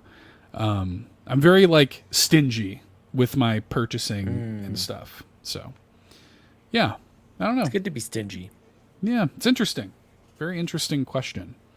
So, yeah. Well, yeah, if you need a quick filter on, like if you, like any of us, you only have so much money to spend on games, you need a quick filter, like why wouldn't you select based on that? Like I get it, you know? I get it too. But at the same time, like sometimes the most interesting games are in those 7s, high 6s, 7s kind of thing. So, yeah, I don't know. Case by case. I think the best route to go is to like find somebody whose taste you align with, or somebody who like understands your taste and take your recommendations from them. Yeah. Like Lockleth, you know, like if there is a game that I think Lockleth will like, I'll recommend it to her. You know, like Ye. you get to know people. Yeah, me. Ye. Ye. You get to know people and you get to know their taste and stuff. And I think that's just a part of like, yeah, forming connections with people. I think recommending a game can be a real act of love, you know? So, yeah. Good question. Anyways, good question, the Don Rob. The Don Rob. The Don Rob. Let's take this question from HVAC Sparky. This year has been a slower year for first-party releases. This is not just on Nintendo's front. It seems like all the major players are releasing fewer games this year. This got me thinking, what have you all done in the past to get through slow game periods? For instance, what did you do in the Wii U era when there were much fewer games being released as a whole? For the moment, in this slow time, I am simply focusing on one game, that game being No Man's Sky. Yeah. I want to know more about that, actually. Yeah, Tell me I do about that too. there, No Man's Sky. Report back. That sounds HVAC great. Sparky. Well, Seth, Like Wii U days, we're playing 3DS, man. That's what we were doing. Yeah, we were. we were Yeah. Or PS4 or whatever, you know. yeah, just not Nintendo at all. Just not Nintendo at You all. weren't playing Hey Pikmin or Ever Oasis. Yeah. 3DS. Yeah. It's good. Man, the 3DS rules. 3D. I mean, we could do a whole episode system. just 3DS. It's so good. Yeah. As good I sell system. all my systems out the door. They're gone. I don't feel like it's a slow period. Like, this is such a subjective thing. I'm drowning in games right now, man. Well, Like, first party releases. even first party, like Nintendo's put out a first party release every month this year. Like, what are people talking about? Maybe you don't like it. Maybe it's not your cup of tea. We but got Princess Peach. Another Code Recollection. Mario versus That's Donkey first Kong. party? Princess Peach. Yes. Princess Peach Showtime. We got Endless Ocean coming out. We got Paper Mario coming out. Like, maybe these aren't your cup of tea, but they're releasing like a game a month. Like, you know, seems pretty good. Kind of get the. You're right, I guess, checking off the box, but like, kind of get it. I mean, you know, if you like Donkey Kong versus. I mean, I really enjoyed that. I had a good I time didn't with say it. it's not. I'm You know? not. It's not a commentary on the game, of the enjoyment of the game, or Sure. anything. It's just like, really. I mean, that's what I mean. It's a subjective thing, right? Like, for me, I'm like, this has been a really solid year so far. I've really enjoyed the stuff that's come out. To say nothing of, like, indie games, forget about it. I'm drowning in indie games. I'm thankful for the year that it's been. I'm playing Yeah. Celeste twice over. I'm playing Spirit Fair. I'm doing all this. Like, you guys, I feel like you guys already know what I'm doing when a year like this happens. I looked at the year ahead and I was like, I can survive this. I can Yeah. do this. I can do 40 days and 40 nights with In the no desert? No, exactly, in the desert. Yeah. Tackle the backlog, definitely. Do the backlog. Yeah. Yeah. I hadn't thought of it in sort of relation to the Wii U era. I think that's really fascinating. It'd be interesting to kind of like compare, maybe to your point, Seth, like, you know, if we're thinking this year is a dearth of games, compare it to the Wii U era. And it's like, Dude. you got 3D World and then nothing for however long, 18 Dude. months or something. That last year of Wii U, it was literally like the first party Nintendo games that released in like whatever 2016. It's like Kirby and the Rainbow Curse. Yeah, but that game was like, pretty good. Like that's like it. Like it was like we released 1 or 2 games the whole year. So That's true. I don't know. That's very true. Like I look at this, I'm like, and I'm a bit of an outlier because I do play a lot of this stuff, and so I understand that. I know there are a lot of people who are looking for the big heavy hitters, who are looking for the new stuff, but for me, I'm like, oh, this is pretty good. This is a pretty good year so far. So I don't know. I'm actually stoked to just go to the list. Yeah, Just check it out. Just play the games on the whiteboard. What about Where you? are you at, Lockcliff? Lockcliff? Yeah, what are you doing over there? Well, Gucci, living the dream. Playing Stardew. Playing Stardew Valley. Playing Stardew, playing Animal Crossing, Yeah. playing the indie games. Of course, there was like 2 or 3 weeks of new game, and me luckily getting a code for these new games that are indie based and just playing it for a video, and then eventually I'll go back to it, like Botany Manor. I finished that game, and Unpacking I finally purchased and played and beat, and Eastward Octopia DLC came out this year. So it's like there's stuff happening, there's things brewing, and I'm just here, man. Just here for the vibes. Yeah, I could. look, I don't could play... look at the exclusives. I know this might be the most Homer thing I say, but even on Switch and Xbox, like I don't just look at should I have this thing based on the exclusives. I agree. And I feel like that doesn't make any sense to most people.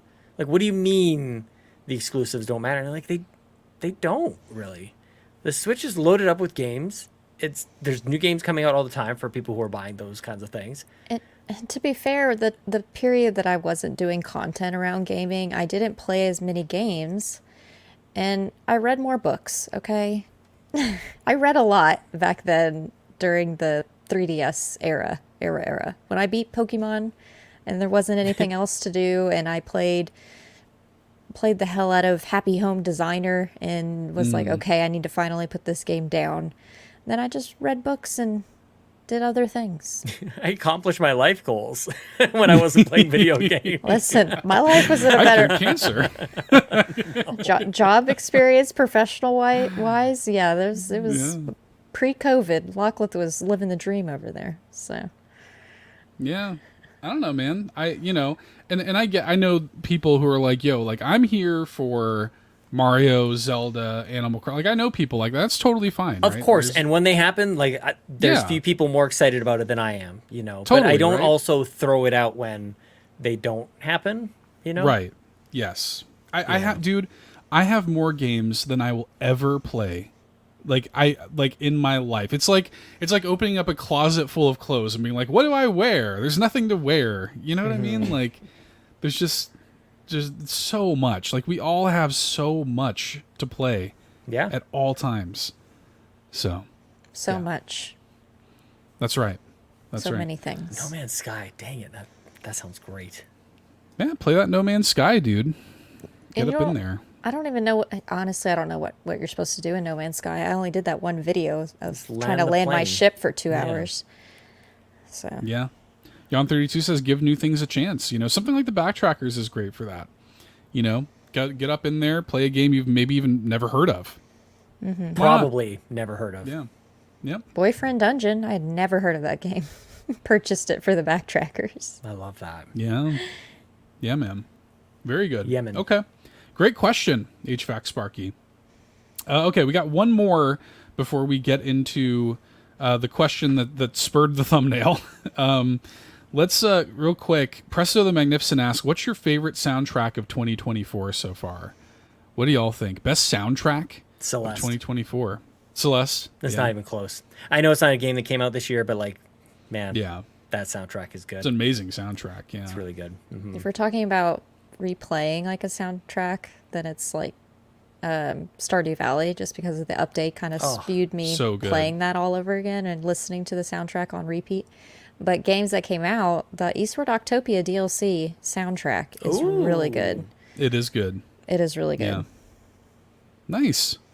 I'll shout out my two favorite soundtracks of the year. Actually, the Mario vs. Donkey Kong remake. Incredible soundtrack. It is unbelievably good. And then Pepper Grinder. The soundtrack for Pepper Grinder, oh my god, it's amazing. So those are my two favorites. This is a great question. I love it. I want to do more music stuff. That's great, man. Yeah, love me some video game music, man. Okay, CrocoKyle came in with the Nintendo Game Boy turning 35 this past weekend. Woof. It got me thinking. What was your gateway console that got you into gaming? For me, I was indoctrinated by the Game Boy, specifically by Pokemon Blue. So many nights under the covers with the worm light, scavenging light between street lights on car trips, and days at summer camp playing and trading with friends. Curious to hear where y'all started with gaming. 35 I really years. liked this. 35 years. It's older than me. It is older than you. Yeah. In Japan, it came out in '89 in Japan. Sean just aged to the point I of an wanted old man. I wanted White to actually beard. remove your camera from the stream, but I also know that kind of messes up with the audio later, so I just reacted with my face. Yeah. Well, 35 years ago, that seems like an entirely long time ago, and I can remember it well. That's I can't. why I'm good. Stay here. Stay here as long as you can. Yes. I wanted to actually, there were a couple of really good comments in the Discord about this. Star Athena said, I love the Game Boy. It started with obsessive Tetris and led to the camera attachment and printer and feeling like I could do anything I wanted. Hell yeah. I thought that was really cute. Laura said, same, I have so many good memories of playing Super Mario Land on Game Boy with my sister. Oh. We would trade off playing each level. I would love it if that game came to NSO. They have Super Mario Land 2 on there, but I didn't play that as a kid, so shrug. Oh. I love this. I love just sharing like childhood gaming stories. So, I don't know, Locklith. I guess let's start with you. Like, what are the precious moments in Locklith lore when it comes to gaming? How'd you get your start? I want to say Game Boy was definitely early for me. I mean, it was there before I was born, but It was waiting on you. it was waiting. It was like, hello, it's me. But Pokemon, that's where Pokemon started. That's where Kirby's Dream Land started. It's kind of the beginnings of the types of games that I am attracted to. So, and handheld. Playing handheld on Switch is literally my favorite thing. Yeah. Was that was the Game Boy your first like console? Do you remember? Fairly one of the first ones. Like we had an NES as well, and we had a Jaguar, but like all those like consoles, all those consoles like run together. I don't have a good timeline from it. I just remember the Game Boy, the Wormlight, the Pokemon. I remember that era the most. At least you're not coming on here saying like my first video game memory was the GameCube. Like that's I didn't have a GameCube until a few years ago. So, but like that's the thing. And one day my kids will grow up and be like, my first memory is playing on Switch, which I'll say that's a lie. It was a 2DS. You ingrates. It's recorded. Yeah, well, they'll look back on this someday, maybe. Oh, well, man. What about you, Sean? I'm sure that you and I have said these things on podcasts before, but well, Seth, for old geezers like me, this is as old. I'm gonna sound so old for this part. Let's go. Back when I was a young boy, like you turned on the TV and like a VHS tape or cable would be on, and you would just be a passive participant in whatever the screen was showing you. That's what you were there to consume. And I still have a very specific memory of my friend Matt, not neighbor Matt, different Matt D. Wow.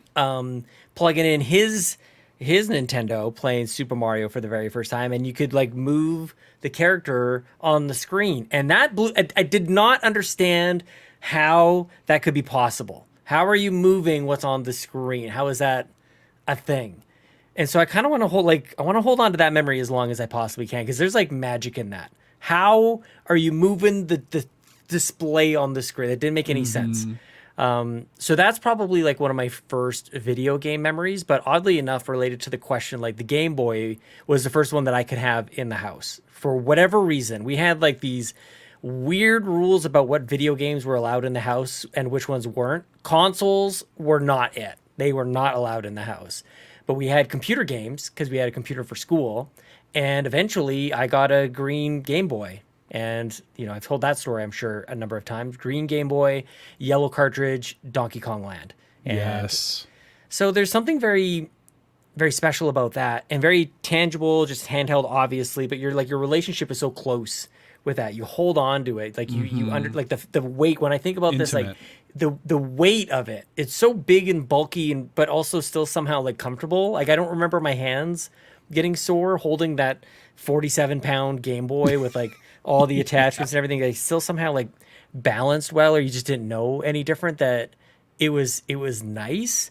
And aside from the games itself, the one, for whatever reason, my mind is really honed in on like the plastic cases for the Game Boy games. Yes. And I would like kind of just like press that little like knob down and then button. open them and then close and then open and close. And I don't know why. So satisfying. Totally. And I kept my Game Boy and the games in the case that it came in, like this clear plastic case. There's a spot for the Game Boy, and off to the side were a couple like slots for some of the games. And there's something about that, speaking of packing and unpacking, like putting everything in its spot was very satisfying to 7-year-old, 8-year-old, wherever I was, 17-year-old. I have no idea. It was so long ago, decades ago.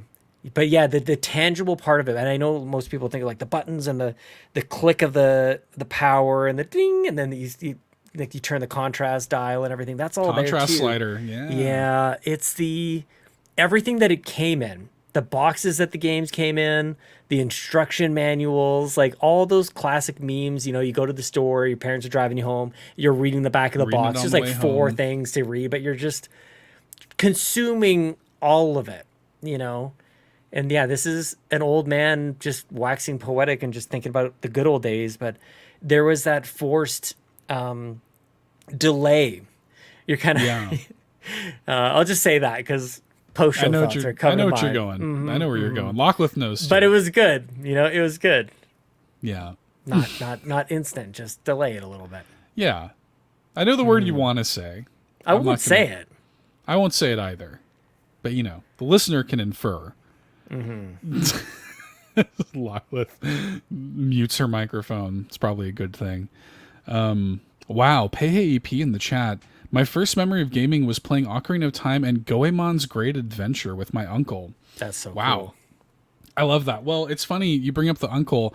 That is my earliest memory of being alive on this planet. I've told this a million times too. Shout out Uncle Aaron. Shout outs to Uncle Aaron. My Uncle Aaron introduced me to video games. I must have been like 4 years old.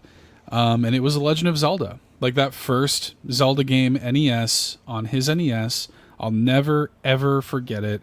It's such a precious memory. I remember the way the carpet felt when I was sitting like on the carpet. I remember it crystal clear.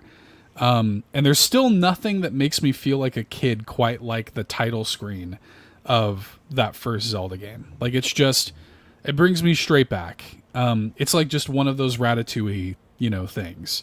Like it just, I am there. And those are really precious memories. And I think it's a lot because of what you're talking about, Sean, like because we had to put so much of ourselves in the games at that point, right? Yeah. Like we had to meet the game where it was. Like it wasn't just at our fingertips. I can grab my Switch right now and in 2 seconds I'm playing a game. Well, even to get the game, like I don't know about you, but like it was like birthday wish list. We talked about that a million times too. Birthday like Christmas. you get one game, birthday, Christmas. Yep. And the flyers that would come in or the catalogs for Christmas and everything, you'd just be like hovering over them and just like you'd circle it with a big marker. Yep. And like that's the one. I've been waiting for that. Like the choice was like 7 games, whatever they could fit in the catalog or flyer. Like this again, I feel like I'm 90 years old telling people about like flyers and catalogs that were like mailed to you. But you would hover over it and it was like that yearning, like you just were dreaming of the day that like one day it's Wayne's World. Like he wants the guitar. He's like, it will be mine. Like we would do that all. And especially for me, it was Game Boy games. Like that was because that's what we were allowed to have. And I would put away my money I would get as a paper boy. We'd delivering flyers and eventually saved up enough money, $40 for the Game Boy, which I always appreciated.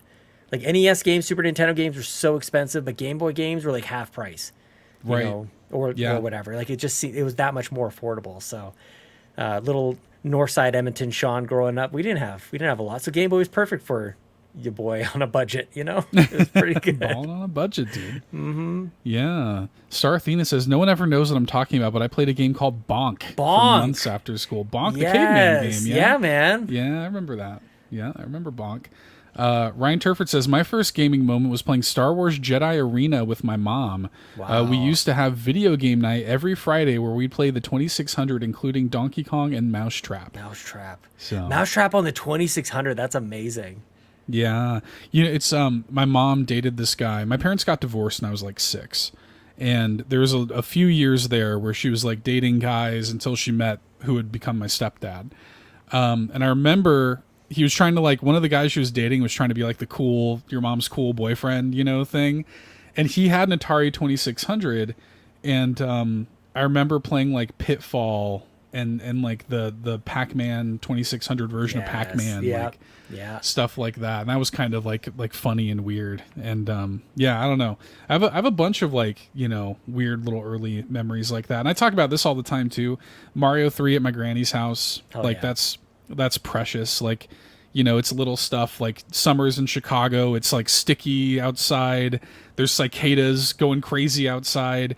You hear you hear the ice cream truck, you know, coming down, or the dude pushing around the little like ice cream cart, you know, outside. You run down Granny's stairs and trip and fall and skin your knee, but it's okay because you got ice cream, man. Ice cream's there. You get a push pop at the end of it all, you know. So yeah, it's stuff like that. I'll never forget that stuff, man. Oh, it's so good. We had a PC, a 386 computer back in the day. Oh, and snap. that was like we had PC, Mega Man for DOS. We had a Street Fighter version for PC, and Mortal Kombat.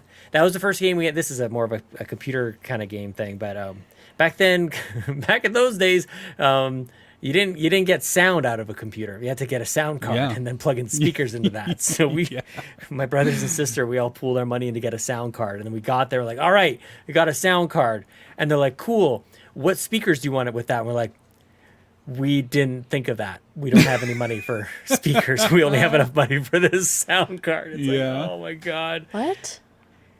Oh yeah. Which part? All of it, but the sound card bit. Mainly. Yeah, computers back then you couldn't get like sound out of them. Like they would beep and bop, and that was kind of it. And you had to get a sound blaster that you would plug speakers into to hear music and voices and things like that. What? Well, good question. So what we were most excited about was to play Mortal Kombat with sound so that we could hear, get over here. That's what we were pumped about. We're like, we're finally going to be able to play this game and be able to hear like what all our friends hear when they play Mortal Kombat on there. You only had half the things you need to hear. We needed speakers. We literally, we needed computer speakers. We needed something for the sound to come out of. All we were told as kids was you need to save up your money to get this sound blast. We're like, all right, we'll do that. And then we get there and it was the salesperson saying, okay, so what speakers do you want? And we're like, we do not have money for those, which like, you know, obviously you need speakers, but we I mean, didn't think that far my ahead. computer has speakers that are separate from everything, but one of my monitors has built-in speakers, but I don't know. This is 1989. Like this is not. This is a long now it's time like ago. standard. Yeah, Back it's like then, built into hey, the motherboard. Like it's here's the thing that allows sound to happen at all. Yes. And then here's the thing that the sound plays It from. was a totally See, separate. that's the part that gets me. The Yeah. sound that lets happen at all, like that bit. Yeah. That doesn't make sense. didn't come The with speaker's the computer. separate, I get it, but that thing. Because like computers were not, I mean, when computers first came out, it's not like they designed these things to play games or listen to anything.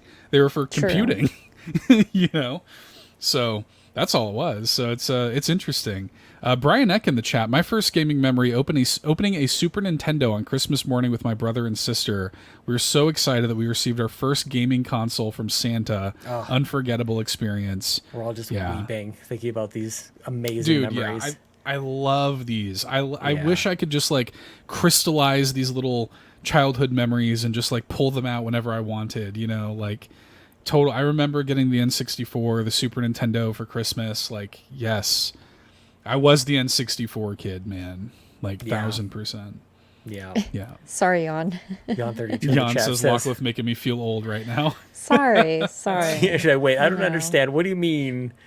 Yeah, well, I'm glad that you asked the question because I bet a lot to were wondering, like, what is he talking about? Listen, our range in generations on this show As it turns out, needs you know, some of those questions need to be asked because the Nintendo Drive believes in generations. Yeah, you know? Yes, we believe in the kids. Yep. They are the future. You are the future, Lockliff. Thank you. Goodness gracious. I'm younger than the Game Boy. Thank you. I'm gonna live forever. The Game Boy won't. I can remember when it came out. Oh no. Oh, I have a memory of it. Yeah. It Yep. wasn't even a memory. But I missed maybe because of that because I miss Pokemon. Like that's kind of crappy. I feel like and it's just a matter of years. But is it? Which is it? Just a number of years, like, I feel like I missed out. I feel like when I was doing We the Gamercast, you'd rather be little Delulu stuff in Lockliff when it came to. Yeah, we were a little Delulu on that. Little Delulu, you know. Yeah, I don't know. It sounds nice. It sounds fun. I don't know. That sounds great. I do feel like I missed out on the Pokemans, you know. No, you're better for it. You'll be I all don't know. right. But I don't know if I'm better for anything, but I missed out on Pokemon. It'll be okay. Well, There. I do want to say, There. people, I would love to hear more stories like this. Yes. In the Discord, YouTube comments, whatever. Oh, I would the love best. just shower us in your childhood memories. I would love to hear that. I'd love that very much. Okay. Anything else that we want? Any other childhood memories we want to share before we close out tonight? I just want to I make don't sure. think so. Okay. Shout out to Super Mario Land. Shout out to Donkey Kong Yes. Land. All the lands. Kirby Dreamland 2. Had that one. That was one of my first games Let's too. top believe it or 5 not. land games. Let's figure that out. The Those top are them. 5 lands: Donkey Kong Land. Wario Land, Yoshi's Island. Oh, dude, I like summer vacation, going out, Kirby's long Dream Land. drives, playing NBA Jam Tournament Edition on Hell Game yeah, Boy. dude. Oh, so good, so bad, Michael Jordan but Chaos so in the good. Windy City, dude. Michael Oh, Jordan stop. Chaos in the Windy City. I have a ton of nostalgia for that game. Look, growing up in Chicago in the 90s, like, Drag me. yeah, you dragged me. Okay, well, thank you for that question, CrocoKyle. It was Yeah, really that was fun fun. to think about that stuff, and I encourage everybody to to do the same and share your precious momes. Hold on to those memories before they disappear Yes, into the oblivion of lost memory. It'll happen when you least expect it. I don't remember a lot. Oh man. All Yeah. right. Well, let me real quick before Locklith shows us a physical and before we say goodnight, we do need to thank our patrons, of course, here on the Nintendo Drive. Thank you to everybody who supports us on patreon.com/carpool gaming, especially our ultimate producers like Tony Baker, who you can find at youtube.com/quest4pixels. That's quest number 4 pixels.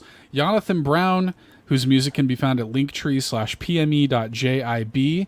Lee Navarro, the fearless leader of the Phoenix Overdrive Extra Life team, of course. Extra Life coming up, phoenixoverdrive.com. Come and join us in Rome or surrounding areas. Utica. Utica. Herkimer. Of course, Quaggy, who reminds you that the best babes are Xenobabes. You got links Oh. in the show notes. Oh, please. I'm so sorry to interrupt you. You're on a flow. I'm so sorry. No, Speaking of okay. Xenobabes, we are going to be recording a little something for Fallout. Stay tuned on that. And then, thanks to Locklith giving me permission to move forward with the I'm not gonna Xenobabe finish in time. conversation, shortly after that. So, real Carpool Gaming content coming up on the exclusive stuff, and then some Fallout stuff, and then some Xenobabe stuff. So, I love how let's I go. announced to Sean in a podcast. Yeah, we communicate to each other Hey, via podcast. Listen, Sean, I know you're listening. I'm not going to finish Xenobabe. Let's just get the ball rolling. Yeah. It's the best way to get it done. Just Yeah, of communicate course. via Well, podcasts. Yeah. Sorry to interrupt the thank yous, but All good. Well, yes. Thank you to Quaggy, who reminds you that the best babes are Xenobabes. Thank you very much to our ultimate producers. Again, the links are in the show notes, so please show them your love and support, just as Slap they have those loved links. and supported us. Slap them, Flick 'em. Thank you to our platinum producers, Robby Bobby Miller, Smokin Joe, and Tim Paullin. Big thank you to our platinum producers. Thank you to our gold members, Adam K, Anna, Awesome Dave 1337, BobLoblaw, Brad Moore, Brian Reese, Cecily Carrozza, CowboyDangerD, CrocoKyle, Dan and Luma, Dannohh, Emily O'Kelly, Jan32, Marcus O'Neill, Peje EP, Shane Erickson, Tim Aulph, and Toxic. Aulph? Thanks, everybody, for your continued love and support. Of course, you can get a 7-day free trial over there on Patreon to the exclusive tier. See all that exclusive content you've been missing out on and join the ranks of these fine folks. So thank everybody so much for your support. Thanks. thanks, Deke. Deke. Okay. Not so we fast. have a physical Locklith. Not Get so to fast. the Deke so quickly. Oh, whoa. We've got Hey, now. we've got a game that I hopefully will show up. I don't know, but You're it is fashion Happy guru. Home. Yeah, I'm trying. I'm trying my best here. Okay, this is not the side of YouTube that I'm mainly on, but Hey, Happy oh, Oh, Home. you had it. You had it. I You had had it for it. a moment. It's Happy Home Designer. I don't have the box in front of me, but I do have the little Tiny little cartridge. itty bitty cartridge. Because I played the hell out of this game. Nice. Shoutouts to Great Happy game. Home Designer. Shout out to 3DS. Yeah. I'm glad, No. I will say, I'm glad that Happy Home Paradise was part of actual New Horizons. I like that they coincide and coexist together. But I do like this little Nice little standalone. This is what got me into designing, which is probably why I am a maniac in Animal Crossing New Horizons. So, yo, maybe we just talk about the 3DS next week. I'm telling you. I've got my whole little collection over here of just the cartridges in front of me. That'd be great. Can we actually? Yeah, let's just pin that. Let's Why not? do that next week. 3DS. I could talk about why I have 2 copies of Mario Kart 7. How many? Yeah. 2. Oh, we have to. Yeah, we've got at least 2. We got one right here. Yeah. Well, pin it. Pin it. We'll talk 3DS next week. There it is. Wow, you were like quick on the draw on that. Like I felt Lincoln like and I were just looking at this. We were just but I feel like you got that out so quick. Like it was so fluid. I felt like it was like a quick draw McGraw over there. Seth, I'm so glad that you're saying this right now because look, I'm clearing out a bunch. It probably looks exactly the same to the untrained eye, but like, I got access to my stuff now. Like it's not this row especially. This row right here is good. I mean, I got to tell you, it was incredible to witness. Well, it was people should take stock of that. There you go. It was all right there. Lincoln and I were just looking at it, so it's funny it came up here. Mario Kart 7. Shout out. Yeah. Okay. Very good. Well, Seth, did we do it? We did something, but where can people find you? We sure want to find you outside of We this. did something. We did something. Of course, you can find me here, Carpool Gaming, the Nintendo Drive. You can join me tomorrow if you're watching us live in the Discord. If you want to listen to some music with me, come on through. Yeah. I'm going to be doing that. That's going to be, I'm going to do that at 9 a.m. Pacific / noon Eastern. In the showroom, we'll listen to some music together and we'll have some sweet hangs if you're around and you want to do that. I'd love to see you there. Okay, and then also, what else am I missing? At $2 Hero on the social stuff on X. And then, of course, if you want to add me on Nintendo Switch, my friend code is SW411280613454, just like Eric Lindros. Nice, just like him. Mm-hmm. As for me, you can find me on Twitter at Sean Capri, Sean like Connery, Capri like the pants. You can send me a friend request at SW6879023666588, just like Patrick Kane. Showtime, Patrick Kane. You can also find me at the Calgary Expo on Saturday, on stage with the legendary Victor Lucas. An absolute bucket list mome coming up this weekend. It's in Calgary, so Calgary's fine. But the moment's going to be amazing, and I'm very much looking forward to it. I think that's it. I think that's all I want to tell you guys about today. The end. Today? Until we get to the post show, then I will start talking again. Then we'll talk again there. More discussion, more talks. Y'all can find me this Thursday with whatever game I am bargaining for myself. You can find me on my channel at Locklith here on YouTube. You can always find me here on the Nintendo Drive and probably in some of our other shows, just chats when I'm able to make it there. I like to be in the actual chats and chat with everybody and whatnots. Sean writes on whiteboard. Watch Locklith video on Thursday. Embargo days is on the whiteboard now. Yes. So self-proclaimed embargo dates. It's so good. I love it. Self-imposed. And I'm not going to share my... Well, okay. I have a website. It's called locklith.card.co, but it is going to move eventually. It's not going to be that website. Oh. But if you want to just see it before it's gone, just go check out there. All my socials are over there. All the soch. It's going under construction. Her website's it's under construction. Yeah, there's certain pages that aren't even there anymore. It's just one singular page of just socials. And my face is over there. Please. And then if you're curious, I don't want to give you a Nintendo friend code, but the back of this cartridge says CTR005 patent pending of my Happy Home Designer card. So in case you were wondering, that there's a patent pending for this CTR005. Yeah, I don't know. Pending for what? Who knows? Just like your website. Yep. It's pending. Pending. Patent pending the video on Thursday. Patent pending with the website coming out. And apparently this from now on, let's just say like if instead of like on my way, like I'm pending. I'm pending. Yeah. Pending. Just loading screen. Pending. I'm pending. You know, Amanda, come back. Save us. Just pending. But thank y'all for hanging out with us for today's episode of 151 of the Nintendo Drive. Bump that like button if you haven't already. And fuel this carpool in the comments below with your precious momes of back in the day. I don't know, of your favorite console, your favorite game. Just what is that little tiny little story that you like to say? Are you older than the Game Boy? Please let us know in the comments. Please date yourself in the comments. Yeah, date below. yourself. Just give us your dox birthday. yourself. Just straight dox social- Your yourself. birthday and your mother's maiden Social name. security name, Yep. number. And, Don't do that, please, God. Driver's Teacher's license name. Very number. dangerous.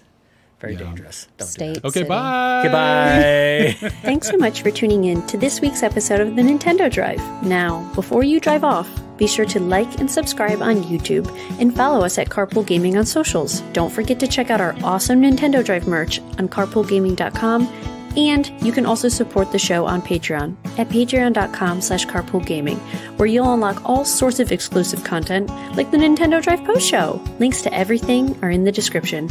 See you next week!